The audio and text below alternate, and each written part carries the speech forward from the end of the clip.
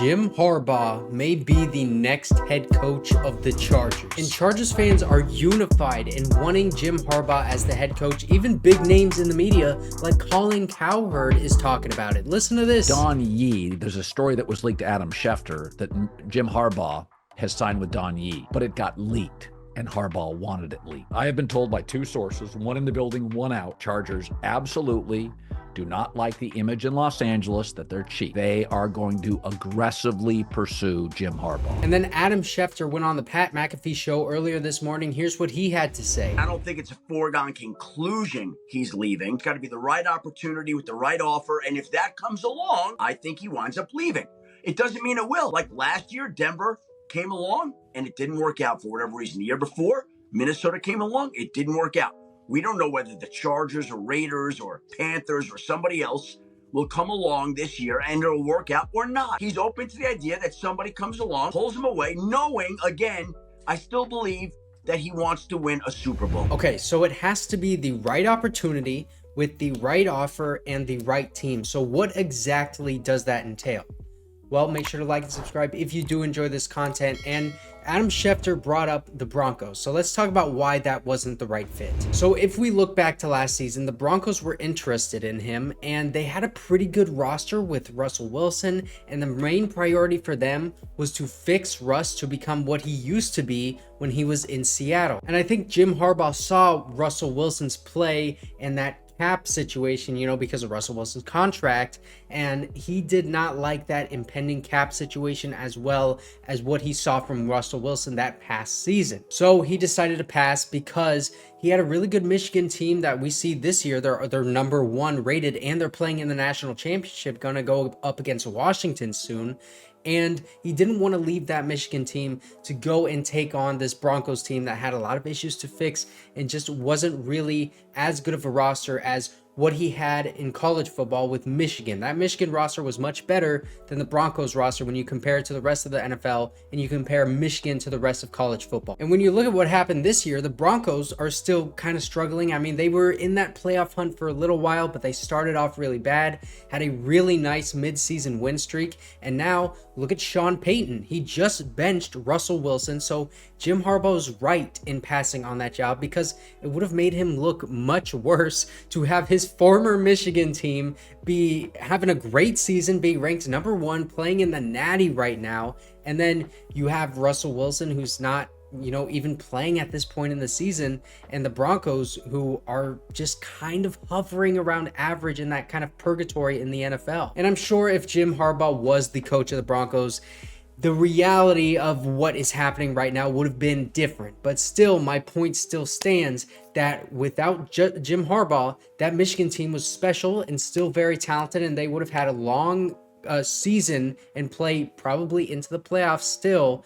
And the Broncos probably still would have had Russell Wilson not playing up to what he was like in Seattle, and they would have still been hovering around average, and that would have looked really bad for Jim Harbaugh to leave that Michigan team and to join this Broncos team and just not be great, while that Michigan team that he just left looks really, really good. But the main point here is the job was not right for him because of Russell Wilson's play and that contract that he has, as well as kind of the timing of this whole thing. His entire career kind of has led up to this final year with Michigan. They got a lot of, I guess, old guys, if you consider them that for college football players, that this is kind of the year that they got to win it all. Now, Adam Schefter also said in that interview with Pat McAfee that in 2022, the Vikings wanted Jim Harbaugh. Now, this one to me is more interesting because that was the year that they fired Mike Zimmer, and I think that would have been a great job for Jim Harbaugh. So let's take a look at why he declined it.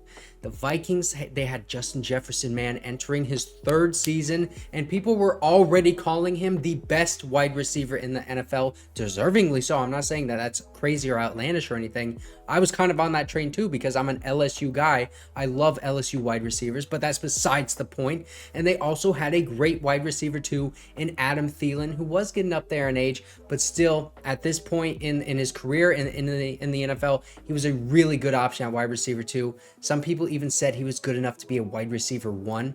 they also had Dalvin Cook, who just ran for over 1,000 yards for the third season in a row, and an offensive line with rookie Christian Darrisaw, who they just drafted, looking like a really good cornerstone for that offensive line. And the rest of that line, they're pretty meh, but certainly good enough for Kirk Cousins to throw for over 4,000 yards and 30 touchdowns. And I think that season he was sacked like 28 times, so not nearly as much as Justin Herbert is used to. And that defense, though, they had a lot of guys too. Everson Griffin, Eric Kendricks, Harrison Smith, Danielle Hunter, and Patrick Peterson, man.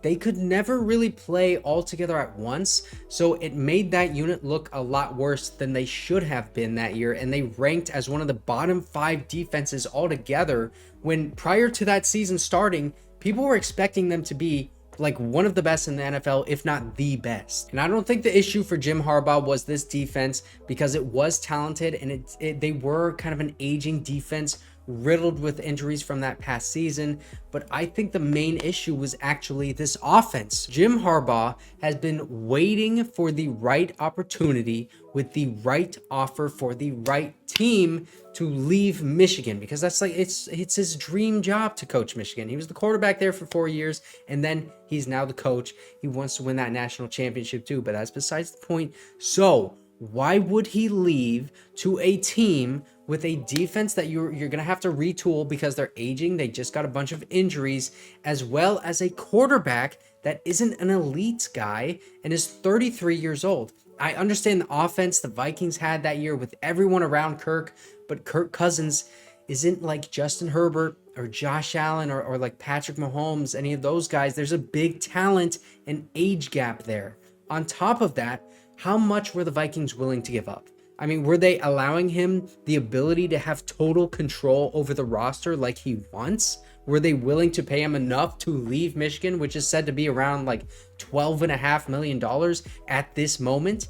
Well, they hired Kevin O'Connell, who's making anywhere from like $2 to $5 million a year, which is what a new head coach, past offensive coordinator or defensive coordinator would usually get in that first contract. And then they also hired a new general manager in Kwesi Adolfo-Mensah. So that tells me that they probably did not want to give up the money or the power for Jim Harbaugh, and he was fine with that because it wasn't perfect timing and it also wasn't the perfect offer for him. So then what is the perfect opportunity for him? Well, I think that the Chargers actually present a pretty perfect opportunity, man. I may be biased, but listen to me.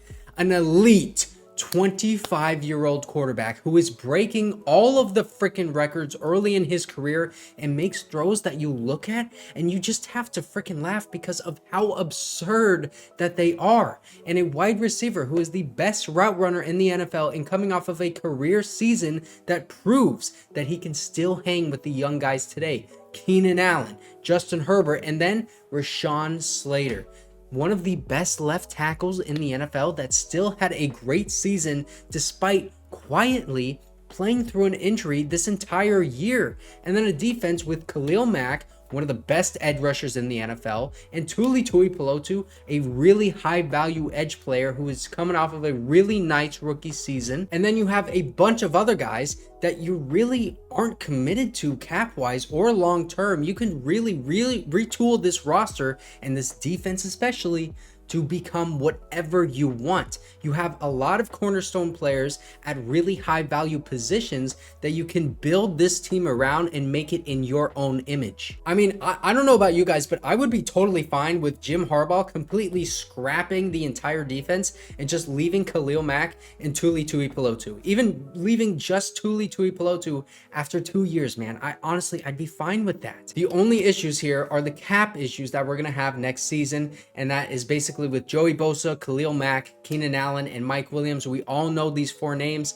I would only expect 2 out of these 4 guys, honestly, to stay with this team. And then after this next season, the cap issues kind of disappear, man. I think that the issues that we all talk about, they're all overblown. Yes, for next season, it sucks. But then after that, Jim Harbaugh can bring in whoever the heck he wants. Bring in all of your Michigan guys, man, like Chris Jenkins, the defensive lineman, Rod Moore, the safety, Junior Colson, the linebacker, Mike Sanristo, Michael Barrett, and then, hey, we need a running back too. Why not bring in Blake Corum? That guy loves Jim Harbaugh, and he's got the Austin Eckler build, man. He's like 5'8", runs a sub 4.40. Let's bring him in, bro. Jim Harbaugh is going to have all of the control over the Chargers roster if we are to believe the reports that have come out from apparently Dean Spanos and John Spanos, and that's going all over Twitter right now. And they are also willing to pay him enough money to leave Michigan, and they have the right roster and the spotlight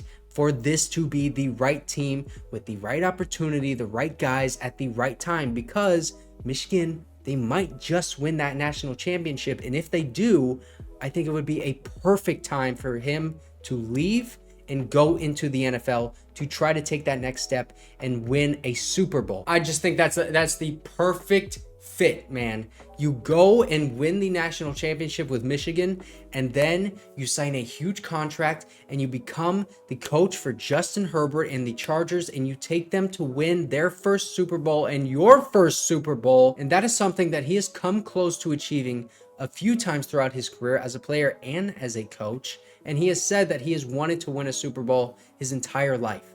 And I think with the Chargers, everything kind of lines up right now. And if you didn't see my video last week, I made an entire video about why I like him so much as a coach for the Chargers. So make sure to check this one out right here.